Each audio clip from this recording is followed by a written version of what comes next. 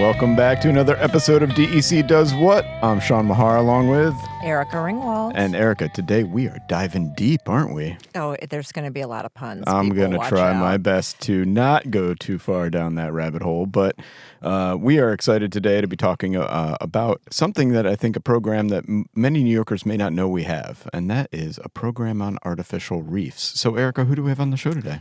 We've got Chris LaPorta. He's a biologist in the Division of Marine Resources, along with Marty Carey, who is the director of the Division of Marine Resources. Marty, Chris, welcome to the show. Thank you very much. Good to be here. Thanks for having us. Well, we're happy to have you. And, you know, many New Yorkers obviously think that we have an ocean and, you know, think about marine fishing and things like that. And we'll talk a little bit about the Division of Marine Resources and what you do on that. But most people, I don't think of New York as having reefs. You know, you think of the tropics, you think of, you know, the Great Barrier Reef and things like that. But we actually have a network here of artificial reefs in New York. So maybe Chris, Marty, talk to us about why we have reefs and why did we want to create this network throughout the state?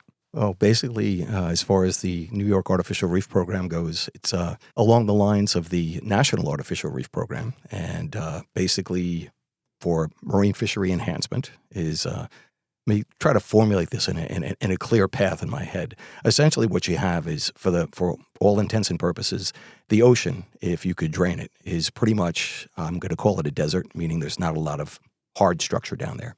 And many of the fish species and also finfish and shellfish, namely like lobsters and crabs, they are what we call structure-associated species. So they will be attracted to anything we put down there.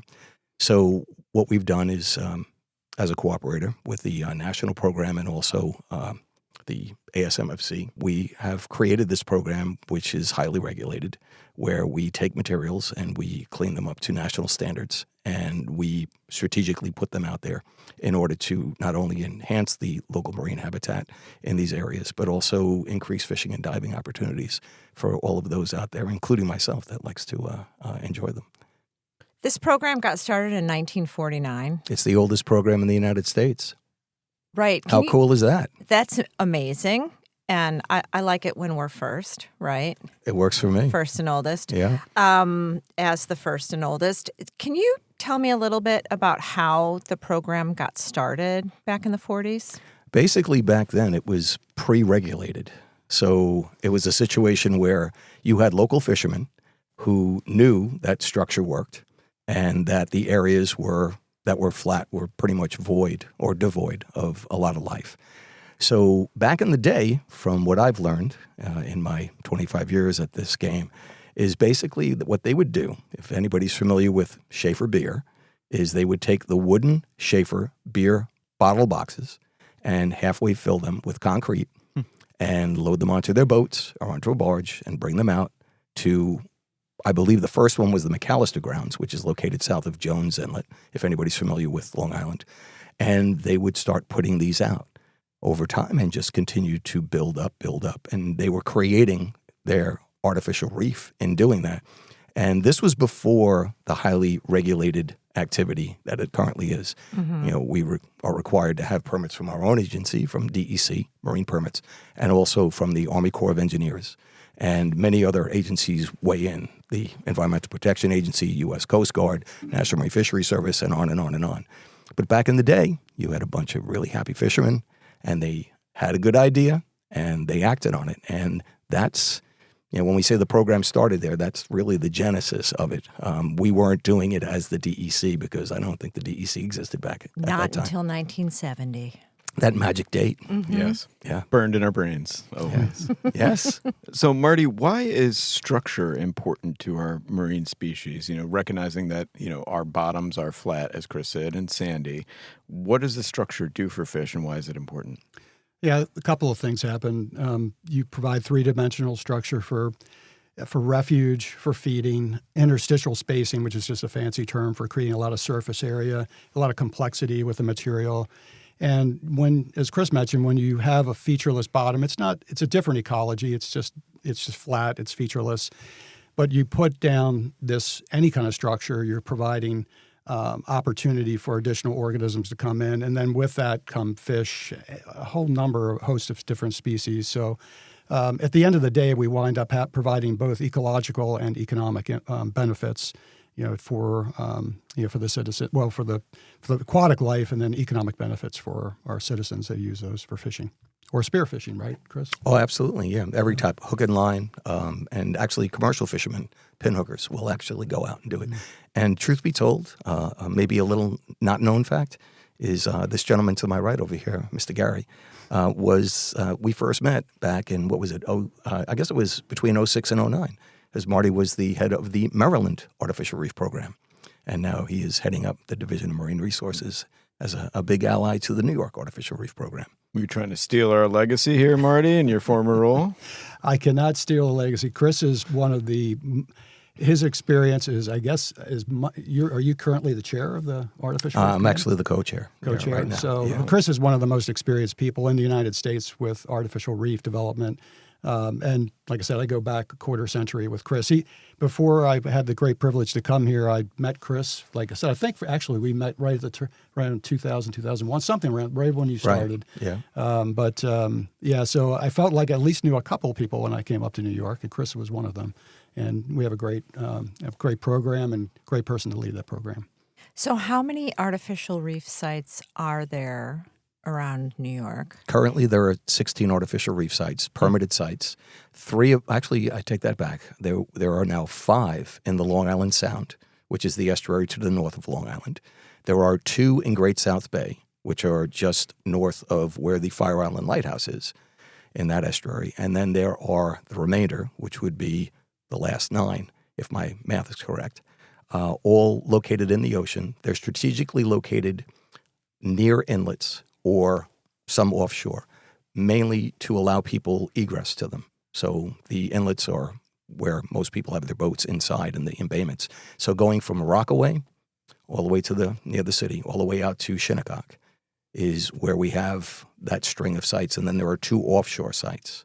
And those are deep water sites that have different ecosystems and also are much deeper and for larger material. And maybe, if all goes well, we're discussing it right now, but we would like to get something really big because New York is one of I think, possibly the only state right now whose artificial reef program does not have something approaching a Navy ship. Something that large. Yes. Challenge for all those listeners out there. It was painful to watch the USS, the America, the United States right. with New York on its stern, being towed down to Florida to be sunk. That's right. It's almost 1,000 feet long. The one that got away, huh? That's a big one. That's a real big one. Yeah. So let's talk about materials for a second. What are the types of things that we put in our artificial reef network? How do we source these materials? And are there some that are more beneficial to marine creatures than others? What's the longevity of the materials we put down there? Talk to us a little bit about that. Basically, right now, the New York program only uses clean concrete, rock, and steel. Now, concrete can be in the form of clean concrete rubble and the like. Both rock and concrete are very long-lasting. And in the past, we've used, say, wood for vessels and barges. But it's found out that over time, they will not last as long. So it's like that cost-benefit analysis here because it's an expensive program to run. So those are the 3 materials that are used. And steel in the form of, as I said before, it could be materials like we've used with the Tappan Zee Bridge, now the Mario Cuomo Bridge, was basically redone. So we used a lot of that material, mostly concrete, but some steel. And as a matter of fact, we are looking to, right now, I had a call on the drive up here that there's a couple of materials, a barge, 120-foot barge and a 60-foot steel catch that are coming down from New Bedford, Massachusetts to our Shinnecock Reef. So that'll be happening sometime soon. So we basically are using materials that will be down there for a very long time. And the important thing is for it to, you build up this network and you continue, it's a patch reef method. So basically you want to continue to keep these pieces down there as the reefs expand. Marty, as you talked about, the benefits of fish, how are we monitoring the impact that these reefs are having on our marine ecosystem and species that we're managing for?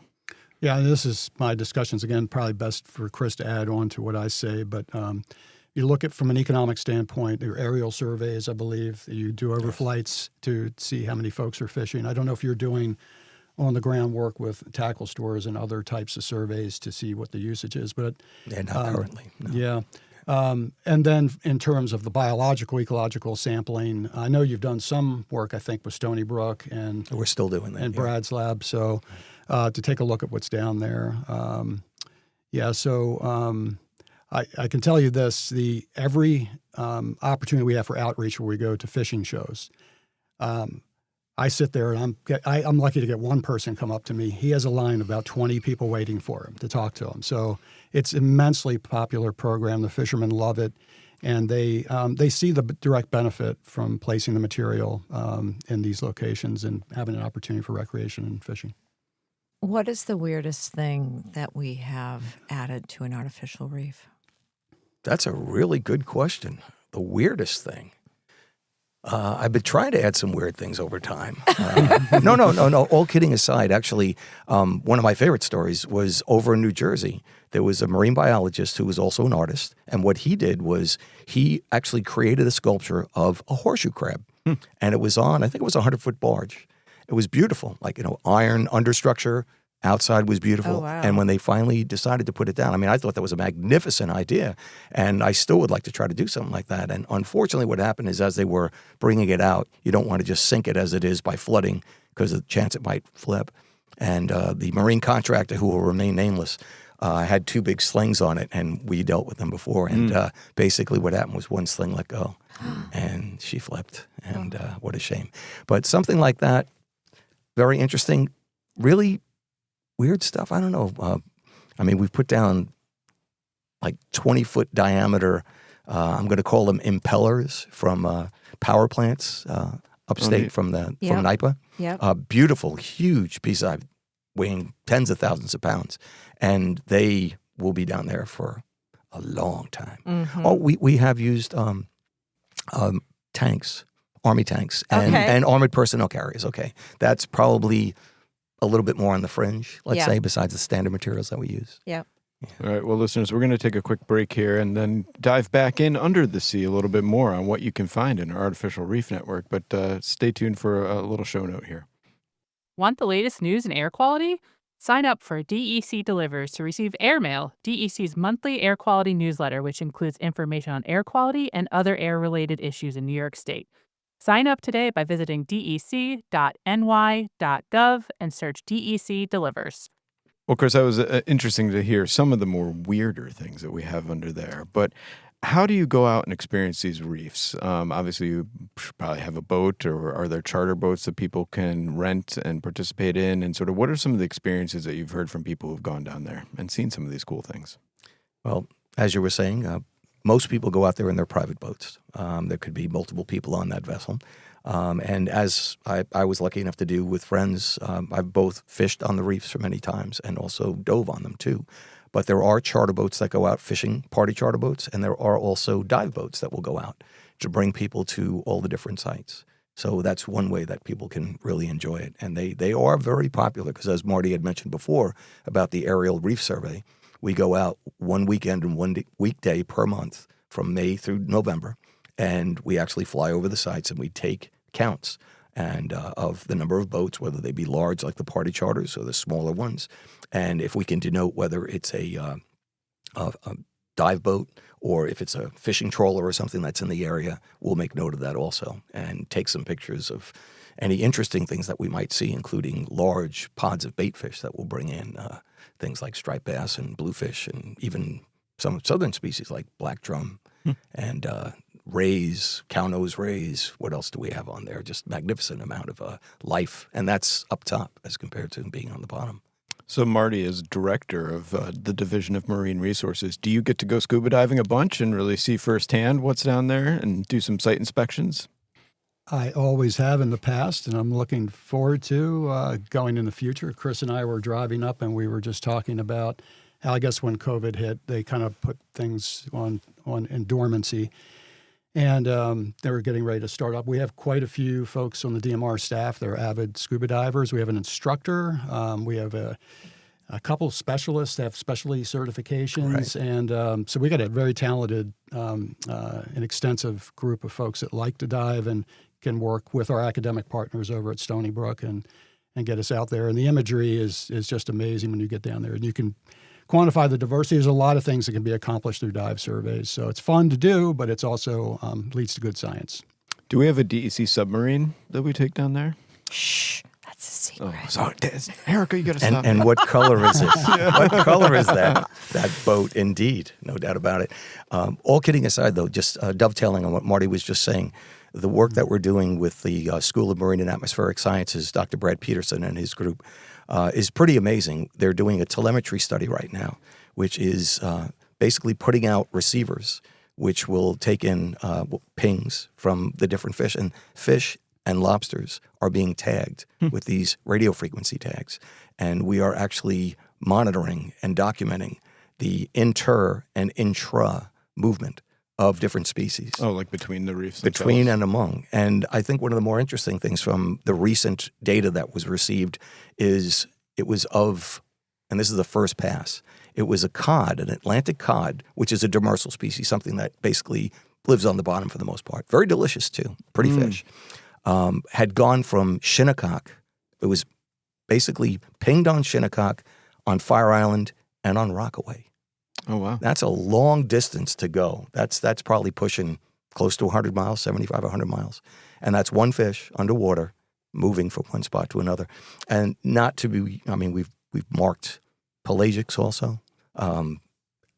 Let's see, I think it was 15 different species of elasmobranchs, which is where sharks and rays would be, and 15 different species of bony fish, which could be the structure-associated ones like tautog or blackfish, scup or porgy, black sea bass, cunners, and what am I missing, Marty?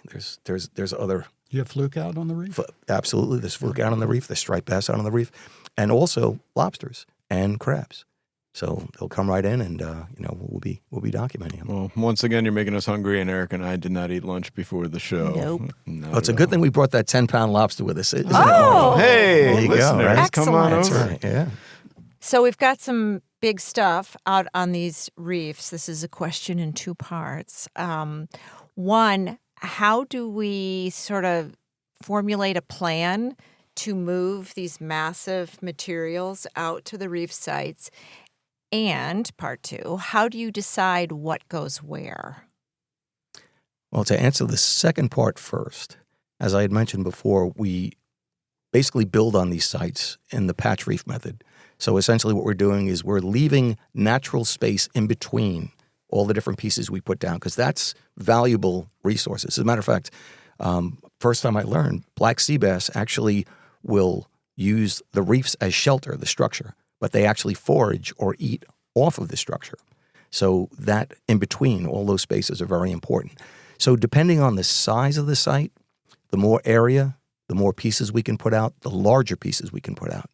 And there's one other restriction that we have in our permits, which is the amount of height that we can build up off the bottom. It's called navigational depth clearance, because essentially that's for shipping that goes over. And even though all the sites are marked on charts, we can only build up a certain height. So if we want to put something out big, like a very large vessel, chances are it would probably have to go offshore. So we would have that space over the top. And as far as the preparation of the materials go, there's a really strict guidelines on that. So right now I'm looking at least probably 3 different vessels up to the length of 150 feet. And it's a matter of deciding, will it be worth the time and money that it's going to cost? And it's not just the preparation, which is usually the more expensive. Then that material needs to be towed out and then deployed or sunk on the reef sites. So if I had something really large that was fairly high, like going up 40 feet, there's only about 2 sites that could actually take that. So something like I'm looking at a tugboat right now that's in Staten Island. That's 110 feet long, but she comes up 35 feet off the bottom, which is beautiful. So, and there's a lot that goes into cleaning. A barge is fairly simple. No engines, no chance of really like oil or anything like that. Wires. I mean, there's a lot that goes into preparing these materials in order to get them out there, and that's what gets costly also. So how is this not just considered ocean dumping, right? Obviously, I hear the rigor that goes into the selection of materials and cleaning and things like that, but some people I know can think of this as just, well, you're landfilling in the ocean, and that's clearly not happening. But how do you respond to that question? I think from the science that exists, say at the Atlantic States Marine Fishery Commission, Gulf States Commission, Pacific, all the states have programs.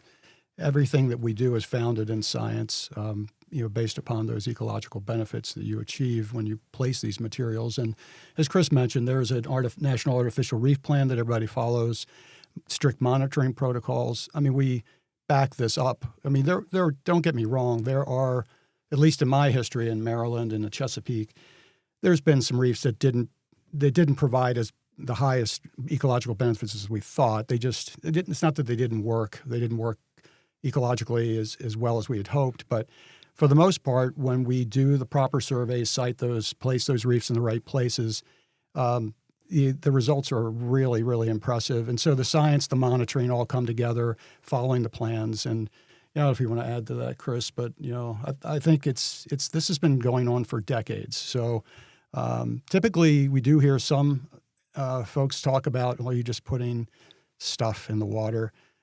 More often than not, we hear people say, are we aggregating fish, or are we attracting the fish, or is it a production mechanism?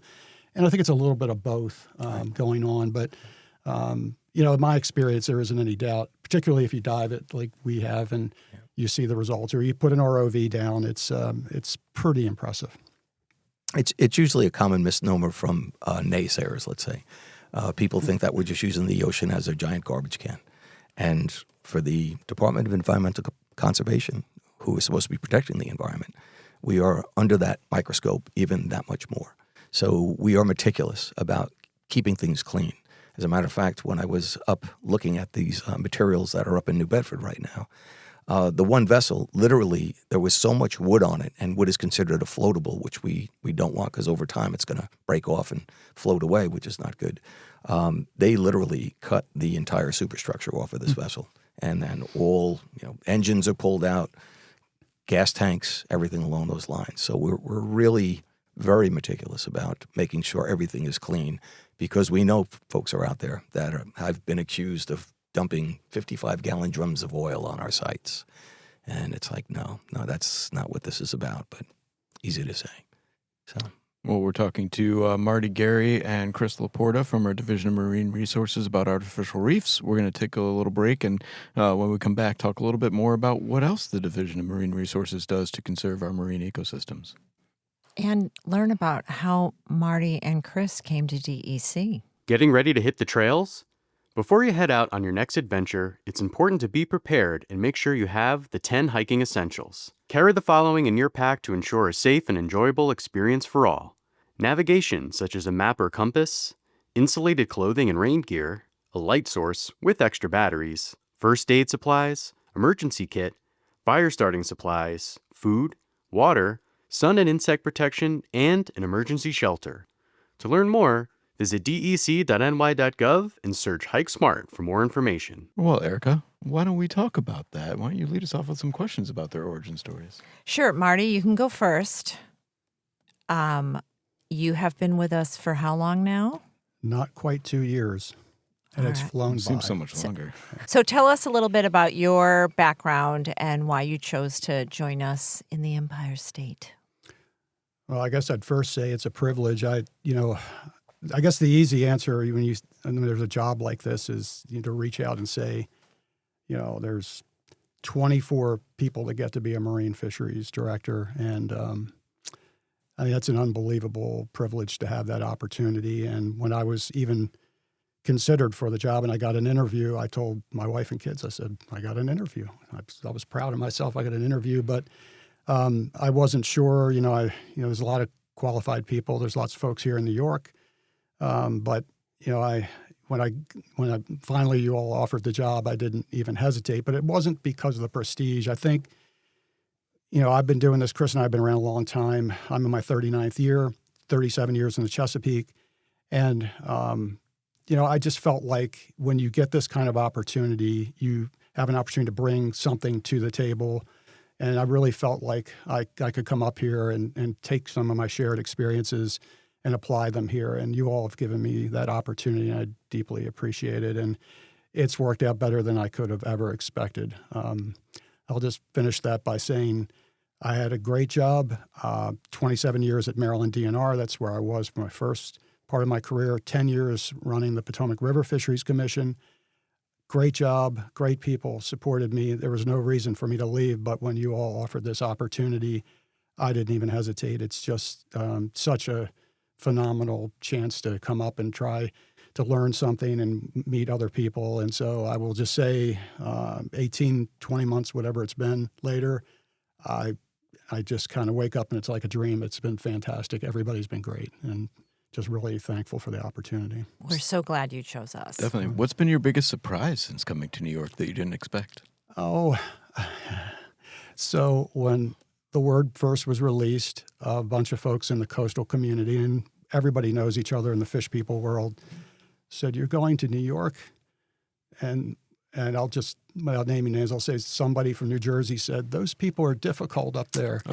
Yeah. That's Jersey talk. Yeah. Well, that's what I thought. I said, what was Jersey saying that to us? So, but I have to say, I don't know. Everywhere I've gone, I mean, there's challenging people, and the Chesapeake Bay, the crabbers they can be a little bit difficult to. Would you say they're crabby? Oh. There we go. They are crabby indeed at times, but I've been able to sit down with folks and really, everybody's just been good. They've been willing to listen. I guess I thought maybe they would think, okay, here's a guy has all his experience in the Chesapeake. What does he know about New York? But that's not been the case. Everybody's been welcoming and respectful. And so the biggest surprise is there hasn't been a surprise, I guess, would be my answer. So, Chris, what about you? You've been a long tenured staffer here at DEC. Have you always been in the Reef program, and what brought you to DEC? Actually, it was an examination that brought me to the DEC. DEC is the second marine science job that I have had in my life, and basically they're not easy to come by. After getting my degree in marine science from Southampton College, I worked in a lab for a couple of years at the Marine Sciences Research Center, which is now the School of Marine and Atmospheric Sciences, and then saw a position opening up and took the exams for it, and that was the start. And actually, I started it was 1988 in shell fisheries. Very, very interesting time. It was good. Really enjoyed getting to know the waters of New York more intimately through that job. And in 2000 or thereabouts, a position opened up, which is where I currently am. And that turned out to be my real, the one I really wanted out of all the jobs in marine science at DEC. That was really the one that spoke to me. And that was now 25 years ago. So it's hard to believe, but it's been fantastic. It's really been enjoyable. So, Marty, recognizing the sort of ecological importance that Long Island is and New York's marine ecosystem is to really the globe, right? This is a really unique spot. We talk a lot on the show about habitat being the key to conservation, and you see a lot of the land acquisition work that we do on sort of the terrestrial side. How are we approaching marine conservation, marine habitat protection, and what are some of the major initiatives that we have going on right now? So habitat is huge, as you noted, Sean, and the anthropogenic impacts are really challenging. You have this many people. I'm just astounded, when I go to work, drive around on Long Island, the number of people that are interacting with our marine habitats and trying to do what we need to do, which is to conserve, protect, and improve those habitats. So we've got an amazing team down at Kings Park that work in our habitat division. I had some experience in my time in the Chesapeake with the Chesapeake Bay program, but having a dedicated crew to work on those issues is really, really been enlightening to me. But I watch day in and day out what they do. I try to go out with them in the field when they're doing their work. So they're going out and they're looking at these areas that are going to be potentially impacted by new projects, whether it's homeowner development, or something that's occurring where in the marine environment itself that encroaches upon marshes and things like that, the intertidal, in our state jurisdictional waters. And I'm just amazed by the dedication of the folks that understand what a good, healthy marine habitat looks like, whether it's a Spartina marsh or it's a subtidal area, and what those benthic habitats look like. What are the animals that inhabit those areas? Everybody in that division, everybody in DMR, period, I'm just so impressed with the generation of young folks, and that's what it is largely down there. It's folks that are probably late 20s to mid 30s, they are so well academically prepared, and then they just dive into this. They're built to run, and they just get in there and they go. And it's just awesome. I mean, I don't view myself as we don't view ourselves as old guys, but thanks for the inclusion, Marty. Awesome, man. But That's when it. I get down there, I feel like I'm like, geez, the energy just like pulses, and so they put everything into the protection of those habitats, identifying how we can enhance and improve them and conserve them. So I'm not sure that directly answers your question, but it's it's still a learning process for me too, because again, I spent time working on habitat issues, mostly as they apply to finfish ecology and management. But having that dedicated crew there has just been it's been one of the things I didn't anticipate that, or it's been a great education for me. Well, there are no right or wrong answers on the show, Marty, and I thought that was a great answer overall. But you mentioned, getting out and about. So what are your average days like? Are you guys on boats, like taking tours of artificial reef sites? Are you monitoring fish? Are you fishing most of your time? Or what does your day look like? Oh, well, I'll go ahead and tee off. It sounds like, I guess in a lot of positions, the director's position, you have to make what you want out of it. For me, not knowing anything about the Marine District, not knowing the people, for me, I wanted to get out and see what we do, but also meet the people that are doing the work. And so I've made a point over the last year to try to get out with almost every project and what they do. And it's amazing. It just tells you how. So I've been here close to 20 months. I haven't gotten out with everybody. And I've been working really hard and trying to do that. I haven't been out with Chris yet. Well, we're gonna save in something big to sing for you, Marty. That's what we're doing. So take it from there. Yeah. No, it's true. That's one thing I love about my position in particular is because literally it can change with the weather. There is the most humdrum would be if I'm stuck in the office in front of the computer, but it's nonstop. The thing I'm looking forward to is falling asleep at my computer before I retire, which is never going to happen because there's just so much going on, whether it's phone calls coming in about new materials that are being offered, fishermen asking questions about what new materials are being put out, how can I get one of your new artificial reef guides, if it's a situation where I need to travel to another state, possibly all around New York. We've actually come up as far north as Troy to look at a vessel in order to incorporate, and even Syracuse back in the day during the previous initiative. It's just nonstop variety of that's like the kind of the closed end to it, the inspections, and then the real payoff is when everything is properly prepared. And say if we're sinking a vessel or a barge, the Coast Guard is involved with that to make sure that everything is right because it's going to transit the Marine District. And the day of the actual deployment, each one is almost like the first for me because you've put so much time and effort into this and you want everything to go as planned. And there's a lot of planning that goes on. But when you finally get out there and the material comes out and it gets anchored up and it gets put down on the bottom and you know that everything went well through coordination, that's just a wonderful thing. And that's the beginning. Then there is the monitoring. And then on the weekends or when I'm off, I'm fishing and diving on them. Awesome. Well, folks, Marty, Chris, thanks for joining us today. We're going to let you sail away back to Long Island and get back on the water, really checking out all the great fishing that New York has to offer in the Marine District. Check out our Marine Resources headquarters at Kings Park. It's a beautiful building that we have out there, and you can interact with our awesome professional staff like Chris and Marty. So definitely check it out next time you're on Long Island. And definitely, as Erica said, check out our website for more information on our Reef program and how you might be able to go visit it as well. We got a lot of outdoor events coming up. Check out dec.ny.gov for more ways that you can get out and see the great work that we're doing, both on the marine environment, but on the terrestrial environment as well. And please keep emailing us at contact@dec.ny.gov for more thoughts on the show, more things you want to hear about, or hopefully some appreciation for the puns that I throw your way every once in a while. Nope. No shortage. Nope, and no shortage of animosity from Erica.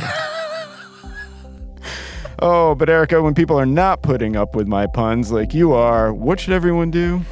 Get outside. DEC Does What is a production of DEC's Division of Communication, Education, and Engagement. Our theme music is an original composition by Mike Menza, Environmental Program Specialist with DEC's Division of Fish and Wildlife. Like what you heard on this episode?